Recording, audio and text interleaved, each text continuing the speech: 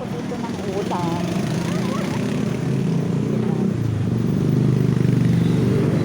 Yan, daming ulam. Laing. Sisig te. Sisig, fried chicken, fried fish.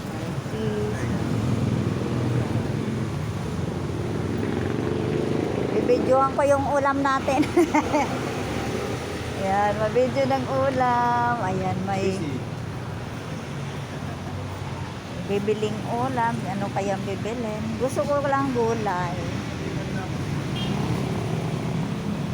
Magkano isang order nito? 30. Tinawala ko yan?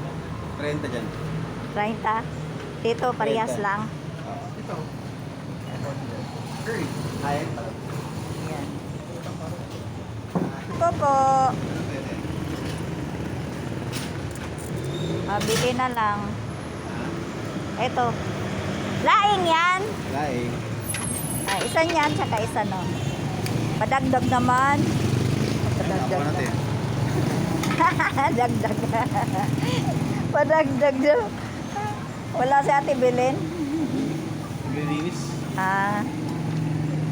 Hindi ko na kaya maglinis eh. Oo. Ayan, bibili ka kong ulam guys para hindi naman na ako magluto. Ayan. Luto ka. Mamalagi ka, ikaw pa maghuhugas. Kaya nga.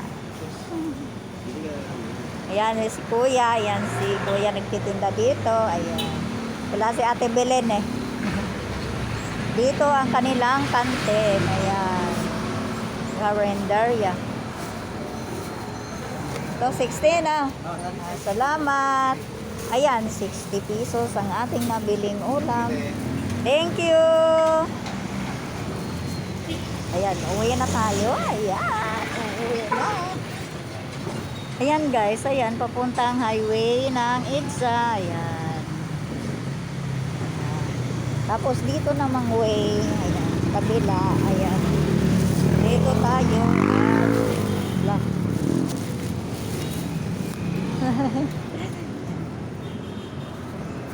Yan, sumantak. Wala, ano na lang, babalik na lang. Thank you. Ayan, may video na lang ng paninda. Ayan, dito rin ako bumibili. Ayan.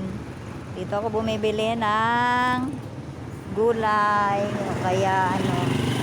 Ayan, si ate. Ayan. Vlog eh, no? Ayan. May prutas din sila. Ayan. May saging. Ayan. Ayan. May apple siya. Ayan. May peras. Dito lang po to sa ano? Locosor. Ayan. Locosor Street. Ayan. Dito lang sa kanto ng Corredor Locosor. Ayan. Sama si ate. Ayan. May lemon. Ayan, kumpleto din siya dito. Ayan. And thank you. Yan. Ayan.